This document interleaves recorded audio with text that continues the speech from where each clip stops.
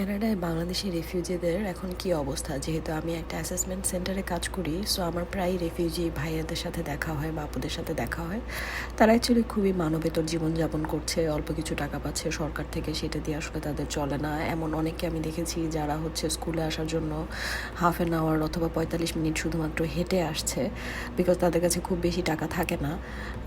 এটাই আসলে তাদের জবও হচ্ছে না, বিকজ অনেকেই দেখা যায় যে ইংলিশ ঠিক মতো বলতে পারে না, সো সেটাও একটা রিজন। তারপরে আবার অনেকে আছে যারা ডিগ্রি ঠিকই নিয়ে এসেছে কিন্তু কাগজপত্রের ঝামেলার কারণে তাদের হচ্ছে না জব। তো আমি এটাই সবাইকে বলতে চাই যে যারাই আসার প্ল্যান করছেন তারা প্লিজ জেনে বুঝে তারপরে আসবেন। এখানে আসলেই জবের ক্রাইসিস চলছে, আর প্লাস আপনার ডকুমেন্ট না থাকলে আপনার জব হওয়াটা খুব টাফ। এমন না যে কানাডায় আসলেই আপনার অনেক টাকা হয়ে যাবে, বাড়ি গাড়ি হয়ে যাবে। সো আমি বলবো বুঝে শুনে চিন্তা ভাবনা করে ডিসিশন নেবেন লাইফে। আজ এতটুকুই বলবো।